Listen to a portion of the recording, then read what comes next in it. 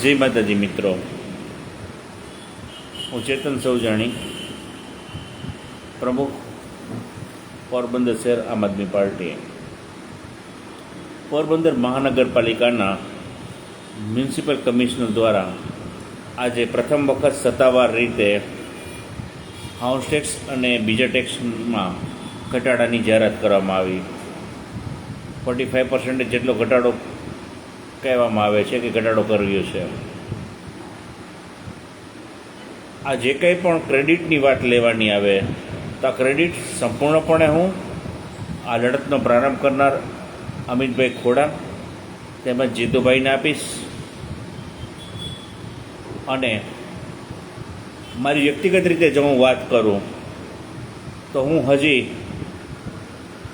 આ નિર્ણયથી સંતુષ્ટ નથી. એના ઘણા બધા કારણો હું આગળ તમને કહીશ, પરંતુ આજને હું નિષ્ફળતા કહીશ. અને જે કંઈ પણ નિષ્ફળતા છે એ નિષ્ફળતા મારી વ્યક્તિગત છે કે કદાચ હું લોકોને સમજાવી ન શક્યો, કદાચ હું યોગ્ય લડત ન આપી શક્યો, કદાચ હું યોગ્ય નેતૃત્વ ન આપી શક્યો, કે કદાચ હું જે સંગઠનમાં માણસોને સાથે રાખવા પડે, જે લડત આપવી પડે તે યોગ્ય લડત હું આપી ન શક્યો. આના માટે જે વેરા ઘટાડાથી હું સંતુષ્ટ નથી તેના કારણોની ચર્ચા કરું. અને એક વસ્તુ હજી સ્પષ્ટ કરી દઉં કે મારી લડાઈ હજી ચાલુ છે અને ચાલુ રહેશે. તો સર્વપ્રથમ જોઈએ આપણે કે જન્મ મરણ સર્ટિફિકેટના પહેલાં 5 રૂપિયા હતા, જે અત્યારે 50 રૂપિયા વસૂલ કરવામાં આવે છે. અને સાથે સર્ચના નામે ₹20 એડિશનલ લેવામાં આવે છે.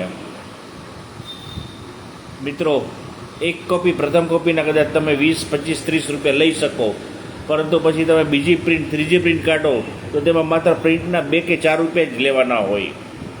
તો તે રીતે પણ આ લોકોએ લૂંટ ચડાવી શરૂ કરી દીધી છે. અને પ્રોપર્ટી ટ્રાન્સફરના નામે, હાઉસ ટેક્સ ટ્રાન્સફરના નામે પહેલાં ફિક્સ એમાઉન્ટ હતી, એની બદલે હવે પર્સન્ટેજ મુજબ, મીન્સ કે પ્રોપર્ટીનો દસ્તાવેજ જે છે એના પર્સન્ટેજ મુજબ હવે લોકો એ પેમેન્ટ કરવું પડે છે, જે તદ્દન ગેરવ્યાજબી છે. અધર્સ મહાનગરપાલિકામાં આવું નથી. પહેલાં મિલકતની આકારણી માત્ર 20 રૂપિયામાં થઈ જતી, આજે તેના 500 રૂપિયા લેવામાં આવે છે, અને જે હજુ ચાલુ છે. જ્યારે બાંધકામ મંજૂરી હવે સિટીમાં શરૂ થઈ છે તો પહેલાં જે ફી હતી તેમાંથી અત્યારે 5 ગણો જેટલો વધારો થયો છે તેવું મારી જાણમાં આવ્યું છે. અને બીજી ખાસ અને અગત્યની વાત, આ પહેલાં પણ મેં કહ્યું છે અને હજી કહું છું કે જ્યાં ધર્માદા સંસ્થાની, ટ્રસ્ટની, જ્ઞાતિની પ્રોપર્ટી છે તે પ્રોપર્ટી કોઈ કોમર્શિયલ હોતી નથી, તેમાંથી કોઈ નફો લઈ લેવાનો હોતો નથી, છતાં પર તેના પર તોતિંગ વેરો લેવામાં આવે છે.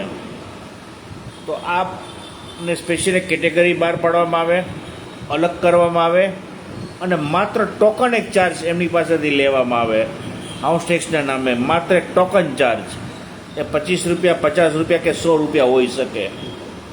કેમ કે આ કોઈ જગ્યાએ પોતાની કોઈ ખાસ ઇન્કમ હોતી નથી, લોકોના સમાજના સહયોગથી આ ચાલતું હોય છે.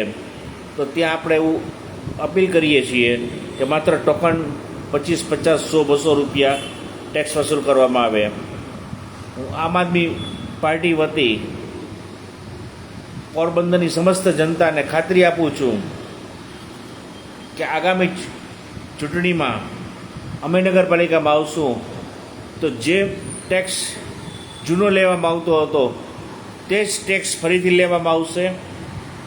એમાં કોઈ જાતનો વધારો નહીં કરવામાં આવે. અને આ જે વધારો કરવામાં આવ્યો છે તે વધારો જનરલ મિટિંગમાં આપણા ચૂંટાયેલા સભ્યોએ સર્વાનુમતે કરેલો છે. એ ખાસ યાદ રાખજો કે આપણા ચૂંટાયેલા સભ્યોએ જ આ વધારો કરેલો છે. અને જો અમારી બોડી આવશે કે અમે નગરપાલિકામાં આવશું તો આમ આદમી પાર્ટી વતી હું ખાતરી આપું છું કે તમામ વધારો પરત ખેંચવામાં આવશે. જય હિન્દ, જય ભારત.